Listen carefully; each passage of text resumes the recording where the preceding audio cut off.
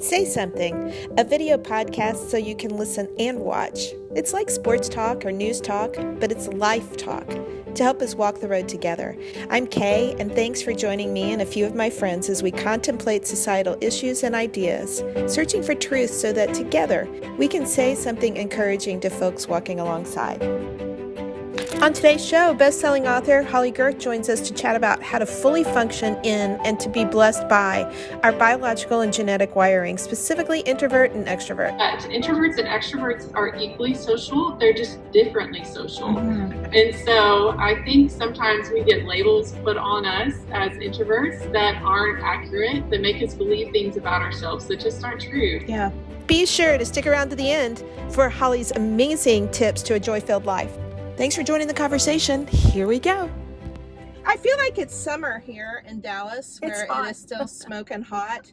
And so kind of like our smoking hot guest. I'm just kidding. That's just really so terrible. I'll take it. Isn't that the truth? It's just the older we get, we'll for sure take it. Yep. So this is our friend Holley Gerth. Holley Gerth is a Wall Street Journal best-selling author, licensed counselor, and life coach. She imagines a world where we all become who we're created to be, use our strengths to serve, and grow for a lifetime. Holley co-founded the groundbreaking blogging community Encourage and co-hosts the popular podcast More Than Small Talk. Find Holley at holleygerth.com or at Holley Gerth on Instagram and Twitter. And she's calling in from Arkansas, and I feel like everybody these days during our COVID days, everybody is calling in, and so she had to bear with our duct tape production where we were trying to figure out how to get FaceTime to work, and it didn't. So anyway, Holley has written this terrific book, and it's called The Powerful Purpose of Introverts. And it's really cool because she adds into everyone should be doing their purpose. And so I am thrilled because it's like why the world needs you to be you. And I am an extrovert. And I think, Julie, you probably are too. Yes, I kind of go in between. Like, I love to be around people, and then I need time to go be by myself and refuel. And then as soon as I'm done refueling, I got to get back out. So I'm kind of one of those introvert extroverts. And Holley, I'm guessing, well, from reading this, I know you're an introvert. Yes, I'm definitely an introvert. So can you just start out a little bit? I think you wrote this book for people like me and for introverts, but what led you to write this book? Well, I found out that I was an introvert when I was in college. That's the first time I heard the word. I was at a campus ministry meeting. I remember where I was on this old gray carpet, and they had a guest speaker talking about personality, and he talked about introverts. And it was this big light bulb moment for me that, hey, that not only is there a name for the way I engage with the world, but a whole lot of other people engage with it the same way. Yeah. About half the population is made up of introverts.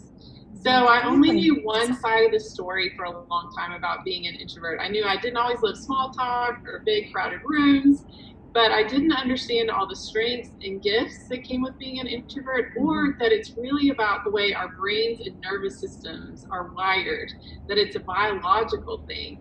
And so as I went on to be a writer and counselor and life coach and discovered all that and talked to other introverts who struggled with similar insecurities or misconceptions, I thought I want everyone to know the whole story about what it means to be an introvert. And so that turned into this book. What do you think are the pressures? Because even just listening to you, it does seem like there's a social pecking order sort of that starts when kids are little on the playground. Mm-hmm. And so how have you seen that even play out with children as you grow, just those messages that you get from being in a world that, is it run by extroverts, or what would you say? I would say our culture overall, extroversion is a little more dominant. Yeah. And so even though we're split kind of down the middle, that's just, if our culture as a whole had a personality, it'd be probably an extrovert. And so I think with kids who are introverts, we often get told things like, oh, you're shy. Or parents will say that, oh, she's just shy. But shyness and introversion are actually two very different things. Shyness is about fear. Introversion is about a particular brain and nervous system wiring. It just impacts how we engage with the external world around us. But introverts and extroverts are equally social. They're just differently social. And so I think sometimes we get labels put on us as introverts that aren't accurate, that make us believe things about ourselves that just aren't true. Yeah. Well, and the flip side of that is I'm so glad you've written this book, because it helps extroverts also know how to rightly interact with introverts, because and I learned something about this when I was in my 20s. I was working at a company that was doing kind of a personality thing, and that was the first time I'd ever really even had the thought of introverts versus extroverts, and that there isn't really a versus, it's a difference in the way you approach things. But I love that you're giving tools in this book to extroverts to deal well with introverts and not boil them down to something that's not true. And to introverts to lean into themselves, right? Like to be able to accept. And that's where I told you yesterday that my daughter, I've got to find the piece of paper. Oh, it's right here. We were literally in the Chick-fil-A line. And that is the perfect place for conversation. It always is. Yes. We are all wiser with waffle fries. Oh my gosh. And I don't know about y'all, but the lunch lady thing is killing me. Like I am not, I don't even know. So I'm just going to out myself that we go every day. It's pathetic. There you go. But so support local business. I guess, yes, that's right. And she said to me that she feels like she kind of doesn't want to go out of her room. So yesterday when we were talking about it, she goes, I'm not so sure it's depression as much as it is just my introvertedness, especially being in a house during COVID where everybody is on top of each other. Yeah. What have you seen with that? Yeah, well, I think it's important to make a distinction between isolation and solitude. And so isolation is living disconnected from God, others, and ourselves. It's when God said it's not good for man to be alone, that is kind of the original meaning of that word alone, is this separateness. So solitude, in contrast, is time physically apart, chosen for a specific purpose, like restoration, reflection, creativity, prayer, all of these things. So introverts need that. Everyone needs it, but introverts even more so, because our nervous systems are extra sensitive and take a lot in, like a net with small holes. So we need some time to empty our net, and then we're ready to engage again. So the question with your daughter would be, does she take that time and then come back and then go back to solitude? Is there an alternating between solitude and time with people in whatever form she prefers it, whether that's one person at a time or your whole family? And so that's really what to look for, because we all do need that time alone. And if she is in a house full of people, it makes a lot of sense that she's probably going to need more time than usual to retreat and recharge. Is introversion genetic? It appears to be, because they've done studies with people from infanthood through adulthood, and these characteristics stay consistent. They can observe them even in infants who aren't very old, because again, it is about how we engage with our external environment and that brain and nervous system wiring. How do you spot that as a child? Like, as for, just for young moms that are out there? Introvert babies startle more easily. They need time before they engage in a new situation. An extrovert baby might run right in, if they're old enough to run, where an introvert might need a little time before they engage. So those are some of the things, just looking at how we engage with the environment around us. Okay, well that leads me, since we're talking about parenting and maybe parenting a child that is differently wired than the parent, what about speaking into that behavior or correcting when maybe there's nothing at all to correct? Yeah, I think that's a good point, because a lot of times it's easy to think we need to push our kids to be social, and there can be a time for that. But if you think about a lot of introverts, some of those social interactions can feel the same, especially as kids, as if they saw a barking dog. So if your kid saw a barking dog and hid behind your leg, you wouldn't be like, come on, like, just go pet the dog. You would say, hey, let's talk about this. Like, you're safe, I'm here, the dog is on a leash, it's not going to hurt you. So applying that to social situations, or even just really loud stimulating situations. Just giving your introvert kids some reassurance and some time to step into that situation to feel safe can be really powerful. Susan Cain, who wrote the book Quiet about introverts, says that extroverts are helicopters. They can do like instant liftoff in any situation, where introverts are planes and they need a runway, and then they can soar just as high. And so giving your introvert kids space to just enter things a little more slowly, or sometimes offering some reassurance, can be helpful. If it's a constant pattern where they won't ever engage with anyone at all, then that might be something to look into, because that's probably something more like social anxiety, which is also not introversion. Yeah. But just understanding that that need for a little bit of warm up. So taking it to ourselves, because you do run into these situations where it's very helpful to know where you're coming from. And all of us probably didn't grow up in a time where you talked about this stuff. And so being able to let yourself be who you are, which is really your subtitle. Can you go into that a little bit? Because it's just so beautiful.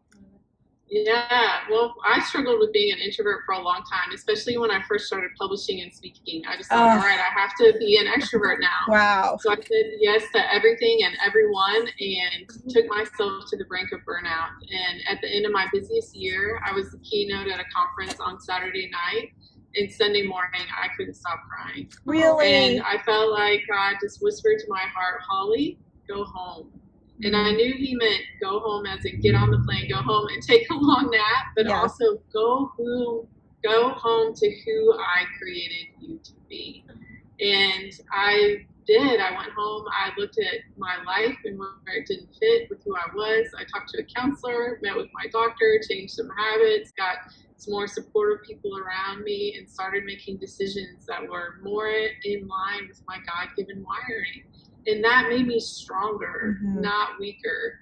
And I just realized all of us are perfectly designed for God's purpose for our life, not for anyone else's, but for ours. We have what it takes. It's often just takes courage to embrace that.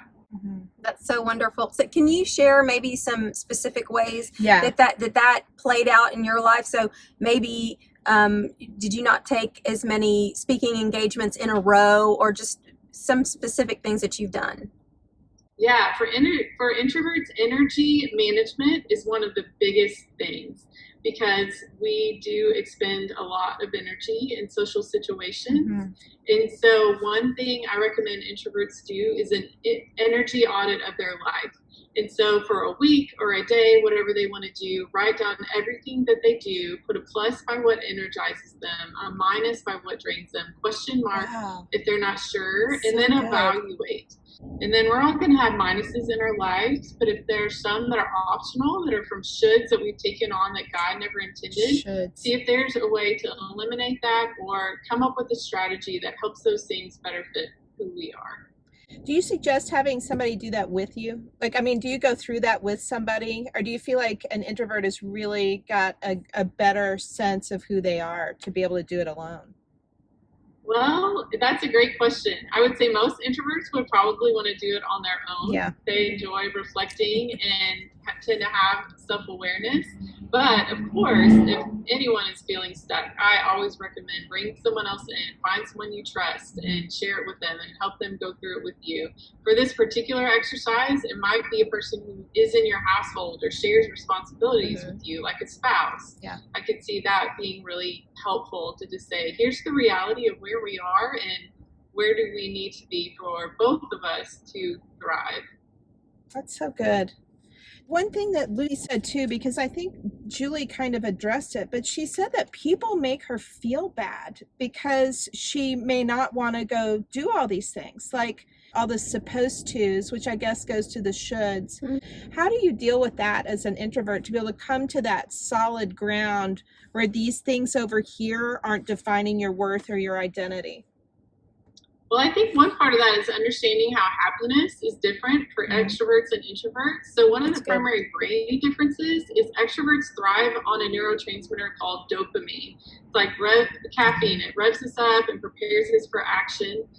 But introverts already have a level of dopamine that feels pretty good to us. So it's like we've had our morning cup of coffee. If we have a lot more coming at us, it feels like having a whole pot. So maybe exciting at first, but eventually exhausting. Right. And we feel our best through a neurotransmitter called acetylcholine, which is more like herbal tea. It's released when we turn inward, when we're able to fully focus on a project, when we have a meaningful conversation. So that means happiness for extroverts feels like enthusiasm and excitement in the next adventure. For introverts, happiness feels like calm, contentment, and being able to fully focus on something they're passionate about. So my guess is maybe your daughter has some extrovert friends who are trying to help her be happy without understanding she is happy. And so even just being able to explain that to them, to say, you know what, this is really fun for you, but this over here is actually really fun for me. And then maybe figuring out a compromise, like, all right, we're going to go out on Friday night, but on Saturday morning, we're going to, you know, have a pajama party and watch a movie or whatever it is, and just figuring out how to get all those differences incorporated. Even as you make life decisions, what are some things that you think are important for introverts to kind of have on their, you know, to be able to say, this is important to me. Be sure this is a part of what the landscape looks like. Yeah, I would say intentionally incorporating solitude in your life. I lived in a dorm when I was in college. I was also part of a sorority where I lived with 80 girls in one house. And I would frequently escape either to the library or to the top of this mountain that had this little church where I could park my car and just be quiet for a while. And so scheduling solitude like you would an important meeting. Or if life's crazy and that feels difficult, just having a rhythm of it. Like Joanna Gaines is an introvert, probably one of the busiest women on the planet. And she says before every new event, she just sits in her car for 5 minutes. And that's her rhythm of solitude. Wow, that's so that would be my biggest tip for introverts is make sure solitude is a priority in your life, because you're going to be better at whatever you do and in your relationships if you get that time. Well, and I love the way the conversation was going with the, you know, your daughter having other people trying to, you know, make her happy by doing the things that make them happy. And I think this is such an important... Don't you think we all do that? Yes. And it's, you know, it's why the 5 Love Languages book was so popular, because it finally dawned on people that, oh, wait, somebody receives love a different way than I receive love. Yes, that is such an important part of walking life next to each other. Well, and I think that's what, as somebody who has more extrovert tendencies, I try to invite introverts more and find things for them to do, because I'm so afraid that they're going to be unhappy. Like feel like they're left out. Yeah, or feel or that they're going to be unhappy at home. Like I can remember, you know, a time where if I didn't have something on Friday and Saturday night, that was a downer for me. And so somebody who would choose to be home on a Friday or Saturday night never occurred to me. It didn't occur to me. So, and by the way, maybe it's just age, but now I love being home Friday and Saturday. Yeah.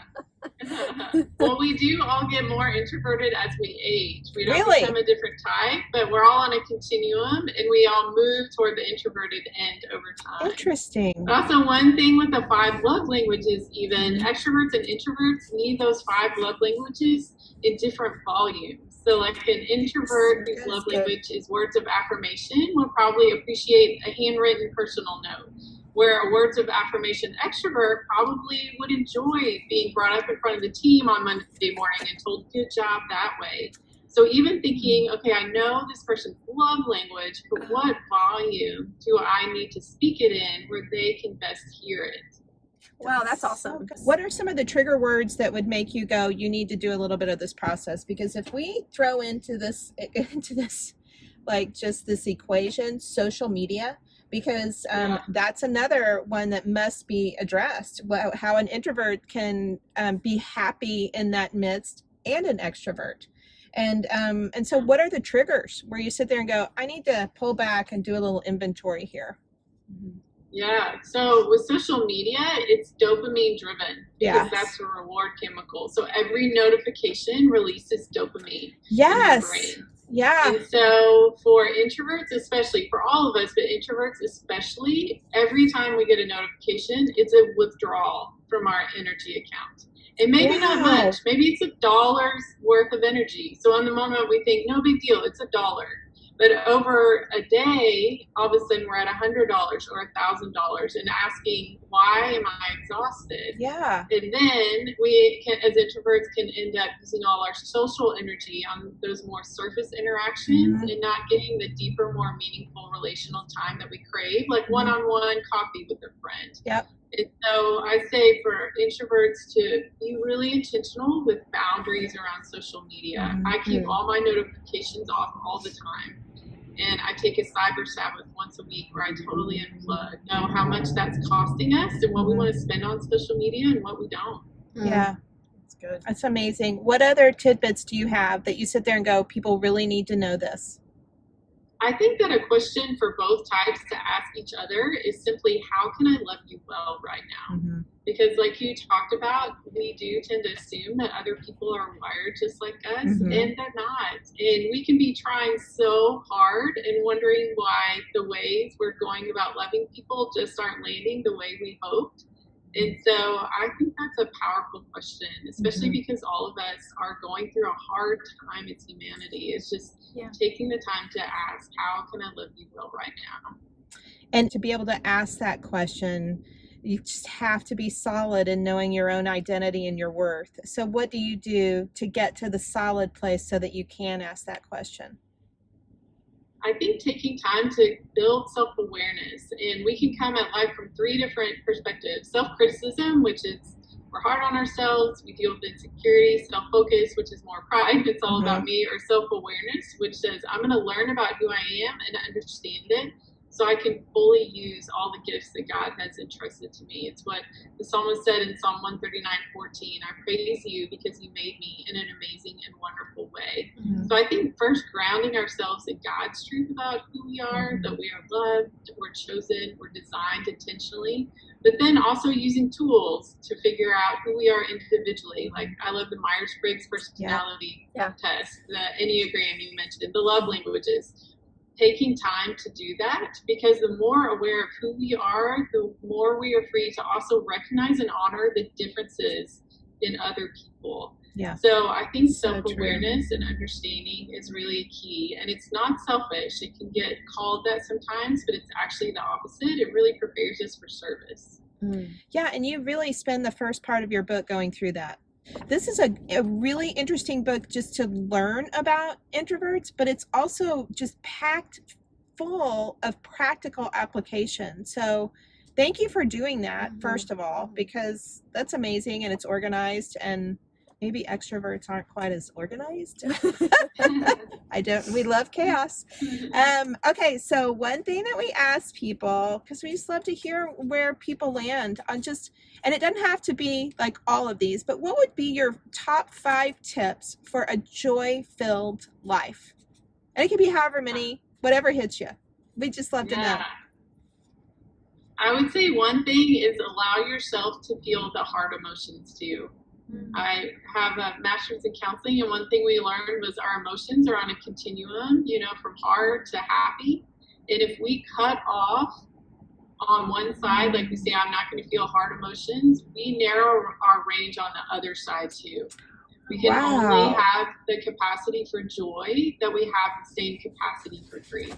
And so sometimes I think we don't realize that actually saying I'm not allowed to feel certain things that we deem negative are actually going to inhibit our ability to feel things that are positive. And so I think allowing ourselves to use our full emotional God-given range is one thing that can be helpful. That is so good. That is great. And then naps.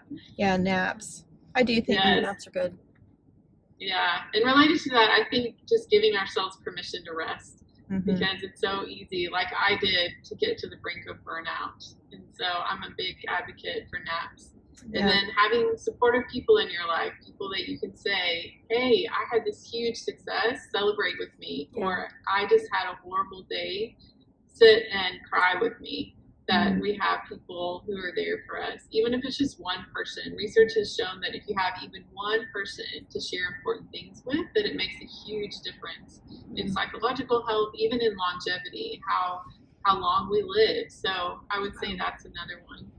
And I think I love that you said that, because right now, I think people feel like having a comma in the amount of friends that you have makes you okay, which is ridiculous, especially kids dealing with social media, because that says they're cool if they have 1,000 friends versus one. And so thank you for pulling that one in, just to bring in the semblance of wisdom into that one friend, like a confidant, is a lot better than 1,000 surfacey, and it for everybody. Thanks for saying that. And I also like that you balanced it out, not just a confidant for the hard things, but somebody that you can share the great things with. I love that. Yes. I have 2 friends that we are each other's cheerleaders. Like, hey, I just got to share this awesome thing. And if I told anybody else, it would sound like bragging, but I know you're going to celebrate with me, and I want to celebrate it. And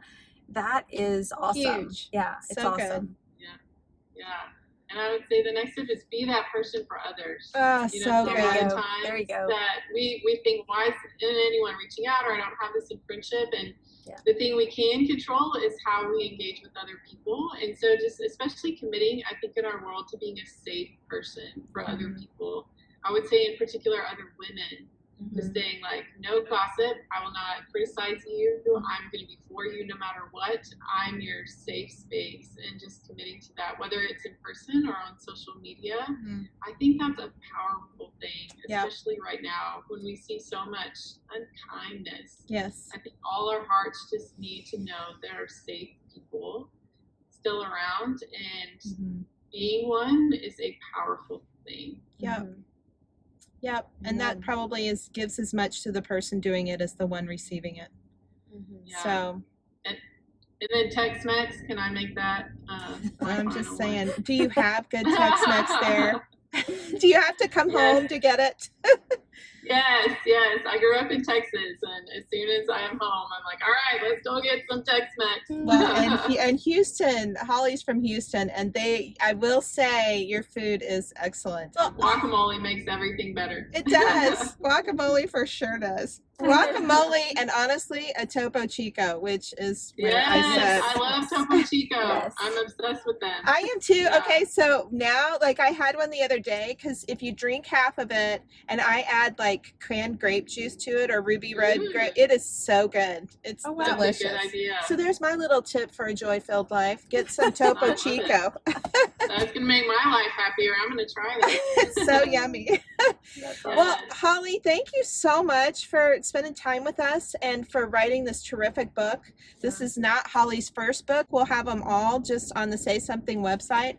And so we just want to encourage you today to go and say something kind to yourself, first of all, and to the people walking alongside, and figure out, like, sit down for a minute and ask those questions to go, just to get to the place where you're wired, so that we can fully function in wholeness as we go forward, and connect with Holley, because this is just the tip of the iceberg. So we're so grateful that you're doing what you're doing, and for the way that you encourage people. And I hope that today that somehow this is an encouragement to you, because we're super grateful.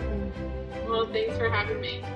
Well, we'll see you next time, guys. Thanks a bunch. Our very special thanks to Holley Gerth. Connect with Holley at holleygerth.com or at Holley Gerth on Instagram and Twitter. And be sure to check out Holley's latest book, The Powerful Purpose of Introverts: Why the World Needs You to Be You. And a very special thanks to you.